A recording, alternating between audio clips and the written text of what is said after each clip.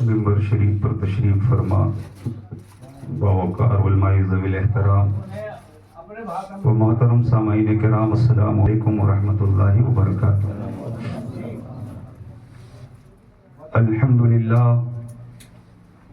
للہ رب العالمین والعاقبۃ للمتقین والصلاة والسلام علی سید الانبیاء والمرسلین وعلی آلہ وصحابہ اجمعین، اما بعد فقد قال اللہ تبارک وتعالی فی القرآن المجید والفرقان الحمید، فاعوذ باللہ من الشیطان الرجیم، بسم اللہ الرحمن الرحیم، ان اشکر لی ولوالدیک، صدق اللہ العلی العظیم وصدق رسولہ النبی الامین الکریم، ونحن علی ذلک لمن الشاہدین والشاکرین والذاکرین والحمد للہ رب العالمین۔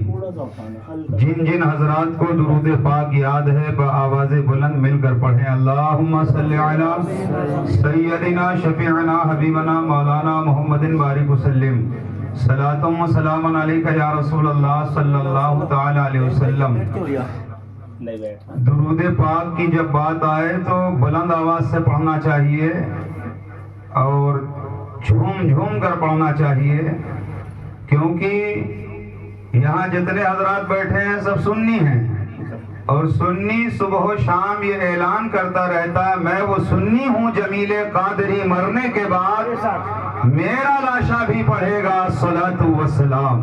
مل کر پڑھیں، اللہم صلی علی سیدنا شفیعنا حبیبنا مولانا محمد بارک وسلم، صلاۃ و سلام علیک یا رسول اللہ صلی اللہ تعالی علیہ وبارک وسلم۔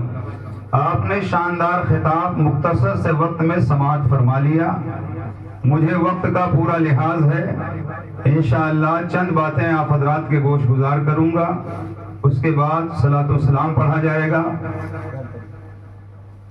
جو آیت پاک میں نے آپ حضرات کے سامنے، آیت پاک کا ایک حصہ میں نے آپ حضرات کے سامنے تلاوت کیا ہے، کتاب رحمت قرآن مجید فرقان حمید برہان رشید کا پارہ نمبر 21 سورہ لقمان کی آیت نمبر 14 کے چند الفاظ برکت حاصل کرنے کے لیے تلاوت کرنے کا شرف حاصل کیا ہے۔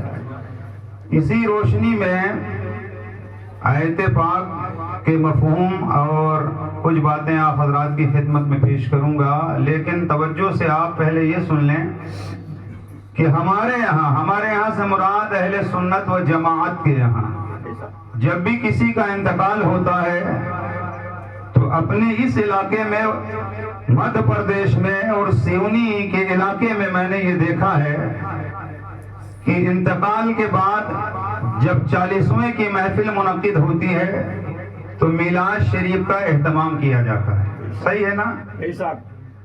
اور برسی سال گزرنے کے بعد برسی کا جب موقع آتا ہے تب بھی میلاد شریف کا اہتمام کیا جاتا ہے۔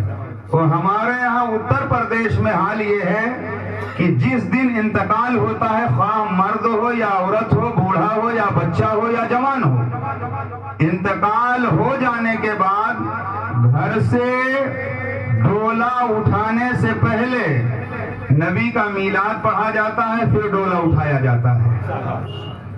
اور تیجا جس کو ہم آپ بولتے ہیں تیسرے دن، ہمارے علاقے میں تیسرا دن جب آتا ہے تو تیجا کے موقع پر نبی کا پہلے میلاد پڑھا جاتا ہے، اس کے بعد دوسرا پروگرام ہوتا ہے۔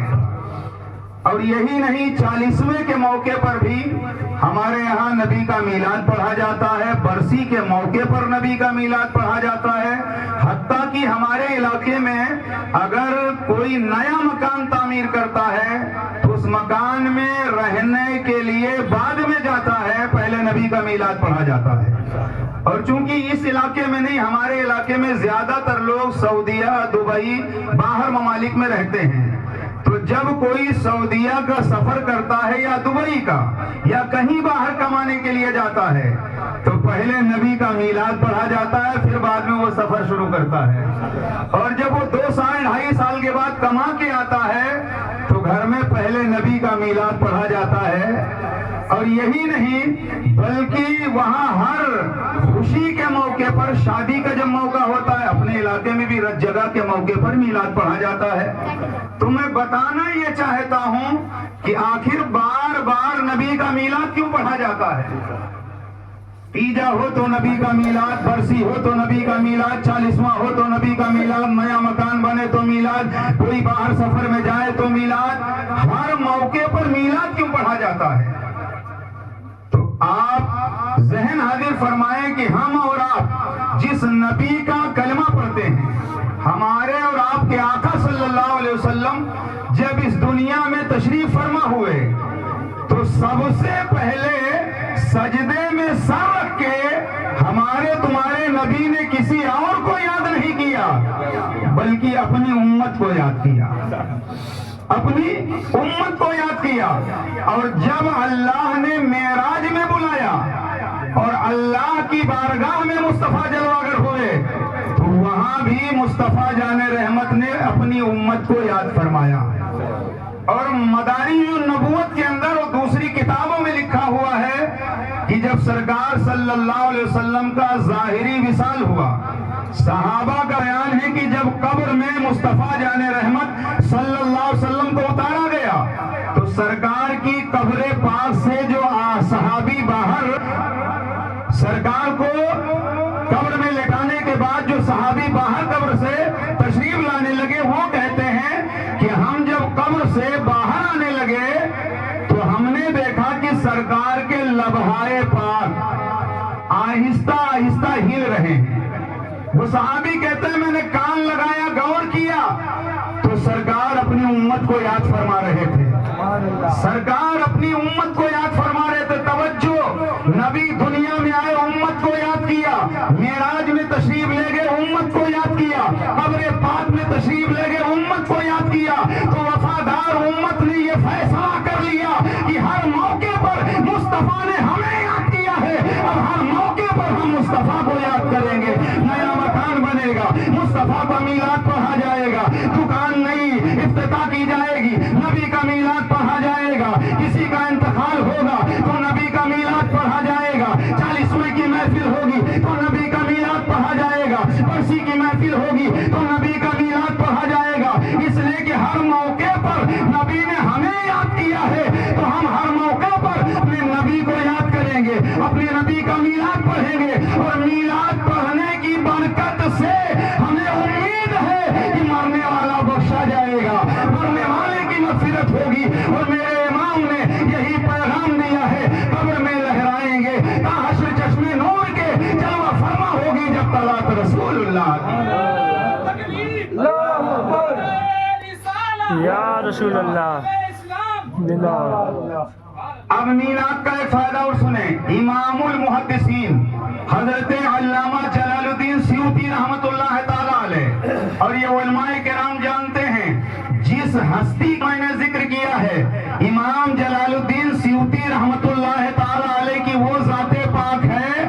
ہم اور آپ پوری زندگی یہ تمنا کرتے ہیں یا اللہ کبھی خواب میں اپنے محبوب کا جلوہ دکھا دے، کبھی اپنے محبوب کے جمال جہاں آرا کی زیارت کروا دے. پوری زندگی ہم آپ تڑپتے رہتے ہیں مصطفیٰ کا جلوہ دیکھنے کے لیے، مگر امام جلال الدین سیوطی کی وہ ذات پاک ہے جنہوں نے خواب میں نہیں بلکہ جاگتے ہوئے حالت بیداری میں 70 سے زیادہ مرتبہ مصطفیٰ کا دیدار کیا ہے، نبی کا جلوہ دیکھا ہے، نبی کی زیارت کیا ہے. وہ امام جلال الدین سیوطی رحمت اللہ تعالی علیہ ہیں. آپ کا گزر ایک قبرستان کے قریب سے ہوا.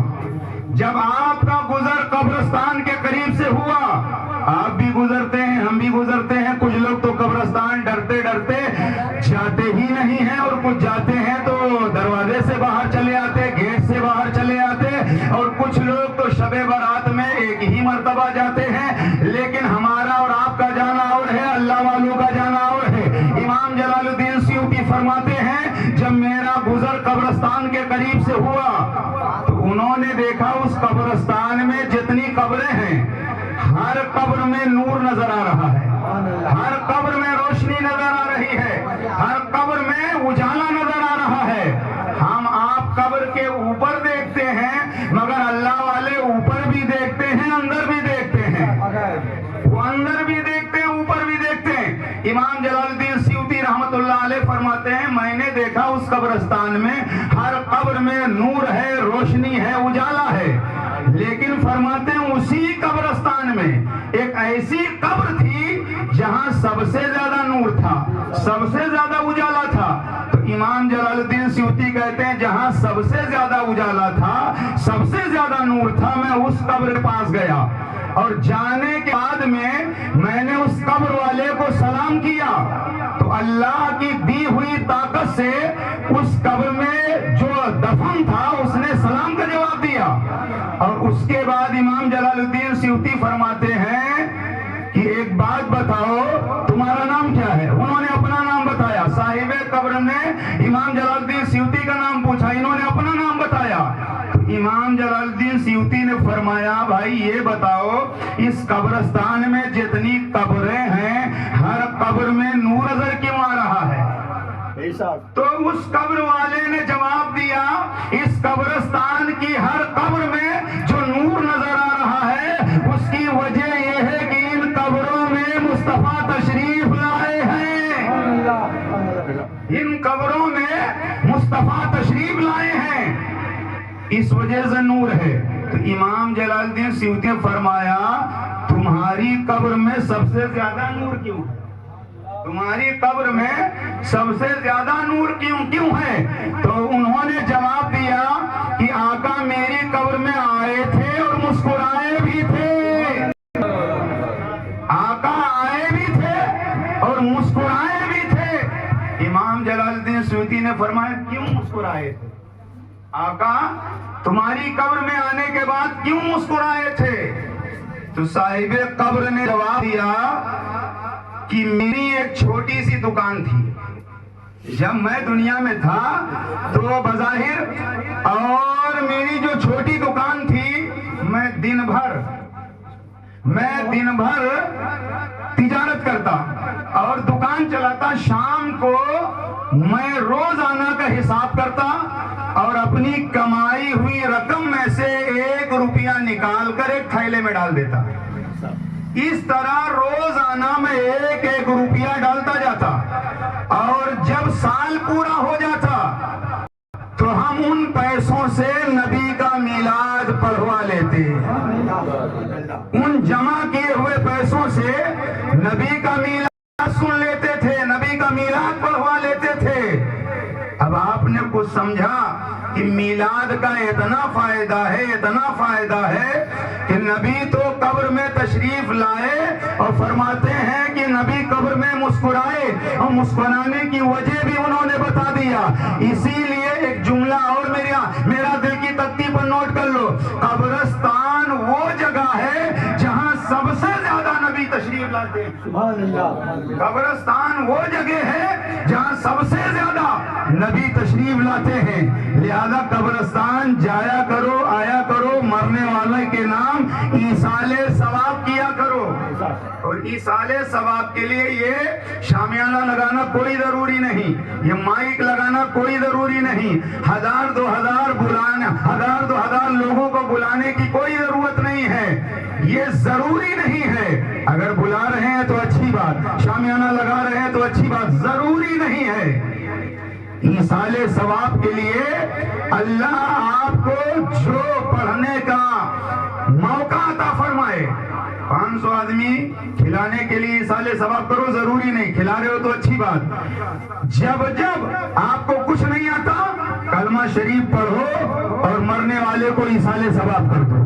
آپ کو سورہ فاتحہ یاد ہے، سورہ فاتحہ پڑھ کر ایصال ثواب کر دو۔ میں بتانا یہ چاہتا ہوں کہ اگر اہتمام کے ساتھ آپ کر رہے ہو اس کا فائدہ سن لو۔ 40 نیک مرد جہاں ہوتے ہیں وہاں ایک اللہ کا ولی ہوتا ہے۔ 40 صالح نیک مرد، بے ایمان نہیں، 40 کروڑ اگر بے ایمان جمع ہو جائیں، بے ایمانوں میں ولی نہیں ہوتا، ولی ایمانداروں میں ہوتا ہے، اور جہاں 40 مسلمان ہوتے ہیں وہاں ایک اللہ کا ولی ہوتا ہے۔ تو اسی لیے اگر مرنے والا گنہگار ہو تو اس کے جنازے میں جو شریک ہوتا ہے، اگر شریک ہونے والوں میں نیک ہوتے ہیں تو ان نیک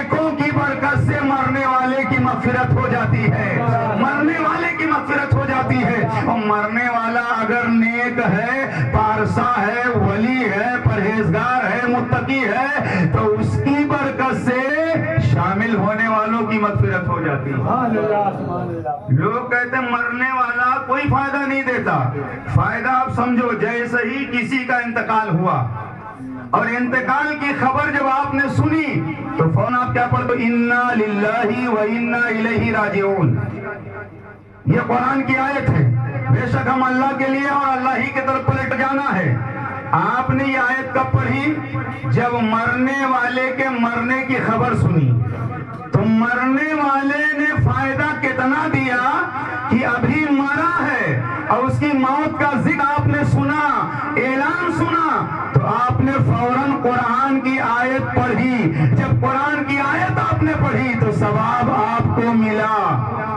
اس کی وجہ سے، مرنے والے کی وجہ سے، مرنے والے کی وجہ سے ثواب آپ ملا، ثواب آپ کو ملا. اور اس کے بعد میں جب جنازے کے ساتھ آپ چلے، جنازے کے ساتھ چلے تو جنازے کے ساتھ آپ نے دیکھا ہوگا کہ زیادہ تر لوگ باتیں کرتے ہوئے نظر آتے ہیں. جنازے کے ساتھ بات نہیں کرنا چاہیے، آخرت کی فکر کرنی چاہیے. اور جلسے کا عنوان بھی ہے فکر آخرت. کلمہ شریف پڑھنا چاہیے، موت کو یاد کرتے رہنا چاہیے. اور قبرستان جا کر کے لوگ اتنا ٹائم نہیں ہے کہ وہاں پر ٹھہر جائیں. کچھ لوگ تو ہم نے دیکھا بھیڑ جب زیادہ رہتی ہے تو مٹی بھی نہیں دیتے اور بھیڑ میں باہر سے ہی چلے آتے ہیں. پہلے حال یہ ہوتا تھا کہ اگر کسی کا بچہ بیمار ہوتا تھا تو ڈاکٹر کے یہاں نہیں جاتے، حکیم کے یہاں بعد میں جاتے. اگر کوئی کہتا بچہ بیمار ہے، ڈاکٹر کے یہاں چلو، حکیم کے یہاں چلو، تو اس زمانے کی عورتیں کہتی تھی چپ رہو، 3 دن کے بعد، 4 دن کے بعد ہمارے محلے میں نبی کا میلاد ہونے والا ہے، نبی کا میلاد پڑھا جائے گا، ہم وہاں اپنے بچے کو لے کر جائیں گے اور میلاد پاک کی برکت سے بچے کو شفا مل جائے گی. یہ عقیدہ ہوتا تھا، یہ محبتیں ہوتی تھی. تو جو آیت کریمہ کا حصہ میں نے تلاوت کیا، انشکر لی ولی والدیک، اللہ فرماتا ہے قرآن میں انشکر لی، میرا شکر ادا کرو، ولی والدیک، اپنے باپ کا شکر ادا کرو، اپنی ماں کا شکر ادا کرو. چونکہ افضل بھائی خان صاحب کے والد کا انتقال ہوا ہے، اسی مناسبت سے میں نے یہ آیت کا حصہ تلاوت کیا ہے. تو اللہ فرماتا میرا شکر ادا کرو اور اپنے ماں باپ کا شکر ادا کرو. تو آپ اندازہ لگائیں کہ اللہ نے اپنے ذکر کے بعد فوراً اپنے بندے کے ماں باپ کا ذکر کر دیا. میرا شکر ادا کرو اور اپنے ماں باپ کا شکر ادا کرو. تو اب ہم شکر ادا کیسے کریں؟ شکر ادا کیسے کریں؟ اللہ کی نعمتیں بے شمار، ہم گن نہیں سکتے، شمار نہیں کر سکتے. اللہ کی اتنی نعمتیں ہیں. آپ بیٹھے بیٹھے اپنے جسم کا جائزہ لیں. یہ 2 ہاتھ اللہ کی نعمت، یہ 2 آنکھیں اللہ کی نعمت، یہ ناک اللہ کی نعمت، یہ سر اللہ کی نعمت، یہ پیر اللہ کی نعمت. اگر ہاتھ کی اہمیت کو آپ سمجھنا چاہتے ہو تو اس سے پوچھو جس کا ہاتھ مفلوج ہو گیا ہو، جس کے ہاتھ کٹ گئے ہوں یا ہاتھ تو ہوں لیکن ہاتھ کام نہ کر رہے ہوں، وہ بتائے گا ہاتھ کتنی بڑی نعمت ہے. اس سے پوچھئے جس کی آنکھ کی بینائی غائب ہو گئی ہو، آنکھ کتنی بڑی نعمت ہے. اس سے پوچھئے کہ جو پاگل ہو گیا ہو، وہ بتائے گا سر اور دماغ کتنی بڑی نعمت ہے. پیر کی نعمت سمجھنا ہے تو کسی اپاہج سے پوچھئے. یہ بے شمار نعمتیں ہیں، ہم اللہ کی نعمتوں کا شکر ادا نہیں کر سکتے. مگر اس محفل میں بیٹھے بیٹھے میں آپ کو ایسی بات بتانے جا رہا ہوں کہ اگر آپ نے اس پہ عمل کر لیا تو آپ اللہ کا بھی شکر ادا کرنے والوں میں شامل ہو جائیں گے اور ماں باپ کا شکر ادا کرنے والوں میں شامل ہو جائیں گے. جو آیت کریمہ کا حصہ پڑھا میں نے، اسی آیت کریمہ کی تفسیر میں سفیان بن عیینہ رحمت اللہ تعالی علیہ بہت بڑے محدث ہیں، یہ تفسیر میں فرماتے ہیں کہ پنجگانہ نماز کی جو پابندی کر رہا ہے وہ اللہ کا شکر ادا کر رہا ہے. جو پنجگانہ نماز کی پابندی کر رہا ہے وہ اللہ کا شکر ادا کر رہا ہے. اور جو ہر نماز پنجگانہ کے بعد ماں باپ کے لیے دعا کر رہا ہے وہ اپنے ماں باپ کا شکر ادا کر رہا ہے. وہ اپنے ماں باپ کا شکر ادا کر رہا ہے. جو پنجگانہ نماز پڑھ رہا ہے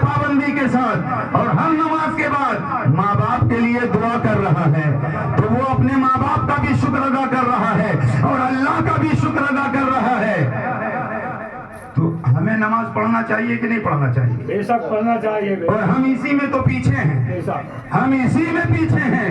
नमाज हमें पढ़ना जरूरी है अगर हम पागल नहीं हैं, अगर हम नाबालिग नहीं हैं, अगर हम होश में हैं, पागल नहीं, नाबालिग नहीं।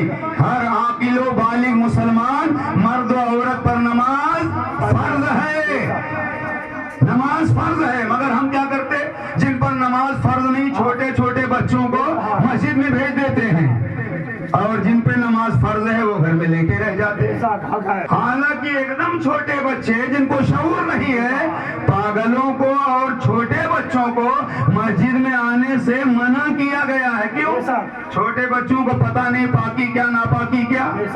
तो हम क्या करते हैं, हम लेटे रहते हैं, छोटे बच्चों को भेज दिया, जाओ तुम नमाज पढ़ाओ। जिस पर नमाज फर्ज है वो पढ़ते नहीं, जिस पर नमाज फर्ज नहीं उन्हें हम मस्जिद में भेज देते हैं। सुनो, बच्चों को अपने साथ घर में नमाज के लिए फर्ज नमाज मस्जिद में पढ़ करके अपने घर जाओ, और अपने बच्चों को अपने साथ खड़ा करके तरबियत दो, बेटा ऐसे नमाज पढ़ो, ऐसे नमाज पढ़ो। आज छोटा बच्चा है, नाबालिग है, वो समझ नहीं रहा है, इसलिए डर से अब्बा अम्मा के मस्जिद चला आता है। कल जब बड़ा हो जाएगा तो समझेगा अगर नमाज जरूरी होती तो हमारे अब्बा न जाते, हमारे अब्बा मस्जिद न जाते। पता ये चला कि जब बाप मस्जिद में जाएगा तो बेटा भी मस्जिद में जाएगा, जब बाप नमाज की पाबंदी करेगा तो बेटा भी नमाज की पाबंदी करेगा, जब बाप झूठ से बचेगा तो बेटा भी झूठ से बचेगा। एक सच ने बचपन में अब्दुल कदीर जीलानी के सच ने चोरों को वली बना दिया, इसलिए कि माँ बाप ने यही तो कहा था माने चलते वक्त, बेटा झूठ ना बोलना। हम क्या करते हैं, हम झूठ पर झूठ बोल रहे हैं और समझ रहे हैं बेटा वली बन जाए। हम मस्जिद जाते नहीं, बेटा मुत्तकी बन जाए। तो ये तहैया कर लो कि हम बच्चों को तरबियत घर में देंगे, नमाज का तरीका घर में बताएंगे, और खुद मस्जिद में आके नमाज पढ़ेंगे। इसलिए कि ये माल, ये लाल, ये आल, ये दौलत, ये मकान, ये दुकान, ये खेती, ये बाड़ी, ये झाड़ी, ये सब यही रह जाते हैं जैसे ही जिस्म से रूह परवास कर। आपने देखा होगा सगा बेटा फौरन क्या करता है, कफन दफन का इंतजाम करता है। घर वाले क्या कोशिश करते हैं कि इंतजाम किया जाए, कब्र खोदने वाले को बुलाया जाता। आखिर वजह क्या है? जब तक बाप घर में नहीं आता सारे बाप का इंतजार करते थे, आएगा हमारा बाप तो बैठकर खाना खाएंगे, कितनी मोहब्बतें होती हैं। मगर जैसे ही जिस्म से रूह परवास कर गई, अब जिस्म से रूह निकल जाने के बाद वही बाप है, बिस्तर पर है, चारपाई पर है, तख्ते पर है। अब सगा बाप है, वो बाप जिसने हराम और हलाल में तमीज न किया, वो बाप जिसने जायज नाजायज में फर्क न किया। अब बाप को कब्रिस्तान ले जाया जा रहा है। कोई बेटा कब्रिस्तान में जा करके बाप के साथ कब्र में लेटने को तैयार नहीं है। गाड़ी जहाँ खड़ी थी वहीं खड़ी है, खेत जहाँ थे वहीं है, कपड़े जहाँ थे वहीं है, और हत्ता की कपड़ा जो बदन पर था नहलाने से पहले उसे भी उतार लिया गया। और उतारने के बाद, लेकिन ये कलमे की बरकत है, मरने वाले आए दिन मरते हैं, कोई मरता है, मरने के बाद उसे ले जा करके दरिया में तैरा दिया जाता है। कोई मरता है, मरने के बाद उनके मजहब के मुताबिक जला दिया जाता है। लेकिन चूंकि हमने रसूलुल्लाह का कलमा पढ़ा है, कलमे की बरकत का हाल ये है कि जैसे ही हमारा इंतकाल हो जाता है, इंतकाल के बाद खुशबू के लिए अगरबत्ती लगा दी जाती है, कहीं लोबान जला दी जाती है, और खुशबू का एहतमाम किया जाता है। और मरने के बाद में नहलाया जाता है, तो नहलाने से पहले पुराना उतारा जाता है, नहलाने के बाद नया नया पहनाया जाता है, और नया पहनाने के बाद डोले पे उठाया जाता है, तो फूलों में बसाया जाता है, इधर खुशबू लगाई जाती है, और कलमे की गूंज में उसका जनाजा ले जाया जाता है। कभी आपने गौर किया कि हालात मरने वाला पहले जब तक नहाता था तो अपने हाथ से पानी डालता था, खुद नहाता था, लेकिन मरने के बाद कलमे की बरकत का आलम यह है, खुद नहीं नहला रहा है, खुद नहीं गुस्ल कर रहा है, बल्कि उसे नहलाया जा रहा है, अपने पांव से नहीं चल रहा है, बल्कि उसे कंधे पे उठाया जाता है। ये सारे एजाज़ात, ये सारी इज्जतें क्यों मिल रही है? कलमे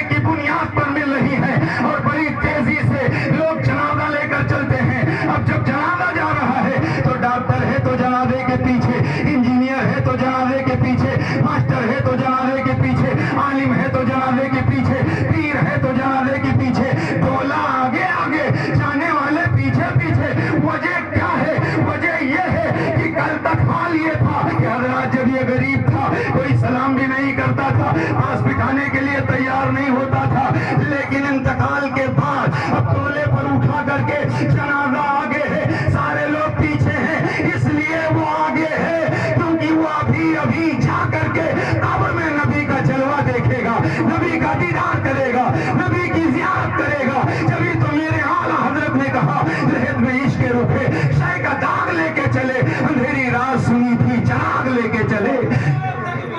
اللہ اکبر، یا رسول اللہ، زندہ باد، اللہ اکبر۔ ماں باپ کا شکر ادا کرو، ماں باپ کا احترام کرو، ماں باپ کی تکریم کرو۔ ماں باپ کی دعاؤں سے جو مل جائے گا وہ پیروں سے بھی نہیں ملے گا۔ ماں باپ کی دعا سے جو مل جائے گا وہ بڑے بڑے دولت مندوں سے نہیں ملے گا۔ بایزید بستامی رحمت اللہ تعالی علیہ اتنے بڑے ولی کی جماعت میں گزرے ہیں اور ان کا مقام یہ ہے کہ علماء کرام جانتے ہیں، سلطان الاولیاء سید الطائفہ جنید بغدادی نے فرمایا بایزید بستامی کا ولیوں میں ایسا مقام ہے جیسے فرشتوں میں جبریل امین مقام ہے۔ اور بایزید بستامی کی وہ ذات پاک ہے، طحاوی شریف میں ہے، آپ نے فرمایا من عرف اسمہ دخل الجنہ، آپ نے فرمایا جس کو میرا نام یاد ہوگا جنت میں جائے گا۔ اور نام بتا دوں، بایزید آپ کا نام نہیں ہے، آپ کا نام یاد رکھو، آپ کا نام ہے طیفور۔ کیا؟ طیفور، یاد کرو نا، طیفور بایزید بستامی کا یہ نام ہے۔ وہ بایزید بستامی رحمت اللہ علیہ جب آپ کی والدہ مدرسے میں لے کر گئیں اور استاذ نے سبق پڑھایا تو یہی پڑھایا انشکر لی ولی والدیک، اللہ کا شکر ادا کرو، ماں باپ کا شکر ادا کرو۔ بایزید گھر آئے، کہنے لگے میری امی جان بڑا اہم سبق میرے استاد نے پڑھایا ہے، اے میری ماں مجھے اجازت دو تاکہ میں جنگلوں کی طرف نکل جاؤں۔ آج کی ماں ہوتی تو کہتی بیٹا میں نے بڑی امید سے پالا ہے، بڑے ہوگے کماؤ گے ہمیں دو گے، گھر بنے گا مکان بنے گا، لیکن بایزید بستامی کی ماں نے کہا بیٹا اللہ حافظ اجازت ہے۔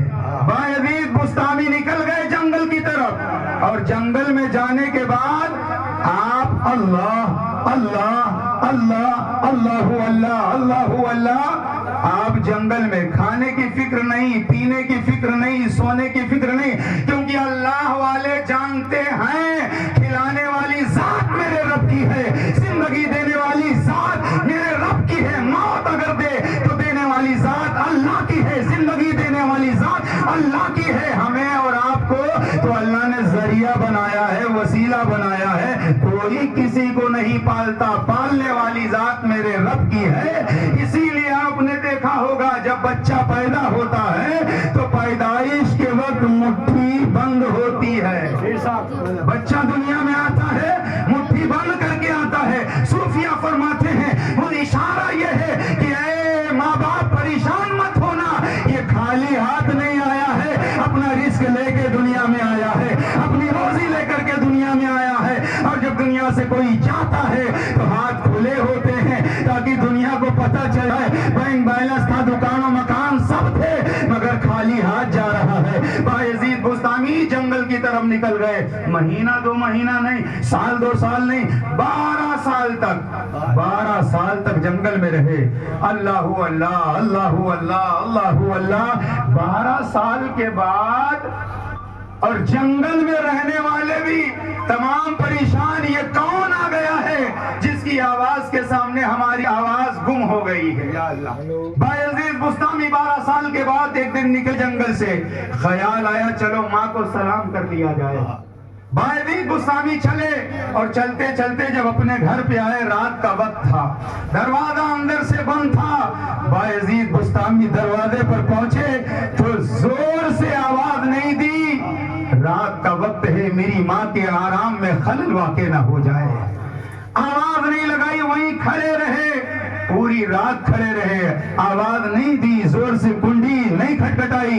جب رات کا پچھلا پہر آیا، بایزید بستامی نے دیکھا کہ نالی سے پانی بہ رہا ہے، سمجھ گئے میری ماں تہجد پڑھنے کے لیے وضو کر رہی ہے۔ اس کے بعد جب بایزید بستامی نے دیکھا، کچھ دیر کے بعد ہلکی سی آپ نے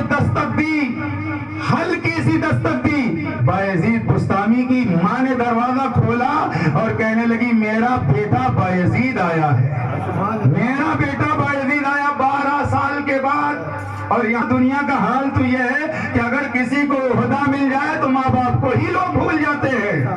یہ دنیا کی تعلیم ہے, قرآن و حدیث کی تعلیم یہ نہیں ہے. باپ باپ ہوتا ہے, ماں ماں ہوتی ہے. بایزید بستامی نے کہا میری ماں 12 سال کے بعد آیا, کیسے آپ نے پہچان لیا؟ تو ماں نے جواب دیا تھا, بیٹا بایزید, اللہ نے ماں کو وہ ملکہ عطا کیا ہے, ماں کو وہ قوت عطا کیا ہے, ماں کو وہ اللہ نے پرکھنے کی تمیز عطا کی ہے کہ ہزاروں کے مجمع میں بیٹا ہو, کوئی پہچانے یا نہ پہچانے, ماں ہزاروں کے بیچ میں اپنے بیٹے کو پہچان لیتی ہے, اس لیے کہ ماں جانتی ہے میرا بیٹا کیسے ہے, میرا بیٹا کھاتا کیسے ہے, میرا بیٹا چلتا کیسے ہے, میرا بیٹا مسکراتا کیسے ہے. اپنے اولاد کی ہر ادا ماں کو پتا ہوا کرتی ہے. ماں نے کہا بیٹا میں نے پہچان لیا میرا بیٹا آیا ہے, تو سنو 12 سال عبادت کر کے, ریاضت کر کے, بندگی کر کے بایزید بستامی آئے تھے. اور ماں نے کہا بیٹا جس کام کے لیے گئے تھے, جس منزل کو تلاش کرنے کے لیے گئے تھے, وہ منزل مل گئی؟ بایزید بستامی نے کہا میری ماں 12 سال ہو گیا, جس مقصد کے لیے گیا تھا اس میں مجھے کامیابی نہیں ملی, بس پھر کیا تھا. بایزید بستامی کی ماں نے ہاتھ کو اٹھا دیا اور عرض کیا ہے میرے مولا میرے بیٹے کو اس منزل تک پہنچا دے جس منزل کی تلاش میرے بیٹے کو ہے. ابھی دعا مکمل ہوئی تھی, بایزید بستامی مسکرا کے کہتے ہیں اے میری ماں 12 سال کی محنت میں جو منزل مجھے نہ ملی, تو آپ کی دعاؤں کی برکت سے وہ مقام مجھے حاصل ہو گیا, وہ منزل مجھے حاصل ہو گئی. کہاں آپ کس چکر میں ہو, آپ ادھر ادھر گھوم رہے ہو دعا قبول کروانے کے لیے, جسے حرام کی تمیز نہیں, جسے حلال کی تمیز نہیں, آپ جاہل پیروں کے چکر میں پڑے ہوئے ہو. ارے یاد رکھنا دنیا کے تمام پیر مل کر کے اگر تمہارے لیے دعا کریں, تمہارے ماں باپ تم سے ناراض ہیں, دعا قبول نہیں ہوگی. دعا تب قبول ہوگی جب ماں باپ تم سے راضی ہوں گے, ماں باپ تم سے خوش ہوں گے. کسی کی دعا قبول ہو یا نہ قبول ہو, لیکن ماں باپ کی دعا اولاد کے حق میں ضرور قبول ہوتی ہے. اولاد کے حق میں ماں باپ کی دعا ضرور قبول ہوتی ہے. اسی لیے میں کہتا ہوں سنو, اجمیر شریف میں 20,000 کی چادر بعد میں لے جاؤ, اپنی ماں کو اچھا کپڑا پہلے پہناؤ, اپنی ماں کو دوپٹہ اچھا دو, کپڑے اچھے دو. سال پورا گزر جاتا ہے, توفیق نہیں ہوتی, میں سب کی بات نہیں کرتا, کچھ لوگ ایسے بھی ہیں توفیق نہیں ہوتی, سال گزر جاتا, ماں باپ کو کپڑے نہیں دیتے, لیکن کلیر شریف چلے, اجمیر شریف چلے, بریلی شریف چلے, بالکل جاؤ, لیکن ماں باپ کا حق پہلے ادا کرو, ماں باپ کا حق پہلے ادا کرو. کیونکہ غریب نواز بھی جو منزل پائے ہیں ماں باپ کی دعاؤں کی برکت سے ہی پائے. کوئی بھی ولی ماں باپ کو ناراض کر کے ولی نہیں بنا ہے. تو ماں باپ کا ادب, ماں باپ کا احترام. اور علماء کرام بیٹھے, مسئلہ بھی سنو, اگر باپ اور ماں ایک ہی ساتھ پانی مانگ لیں بیٹے سے یا بیٹی سے, بیٹا پانی لاؤ, ماں باپ ایک ہی وقت میں, ماں بھی کہے پانی لاؤ, بیٹا بھی, باپ بھی کہے پانی لاؤ, تب بیٹا پہلے پانی ماں کو دے گا پھر باپ کو دے گا. پہلے ماں کو دے گا پھر باپ کو دے گا. ماں باپ سفر کر کے کہیں سے آئے تو پہلے بیٹا ماں کے پاؤں دبائے گا, اس کے بعد باپ کے پاؤں دبائے گا. لیکن ایک مسئلہ سنو, ماں باپ میں اگر تکرار ہو جائے, ماں باپ میں اگر کسی معاملے میں جھگڑا ہو جائے,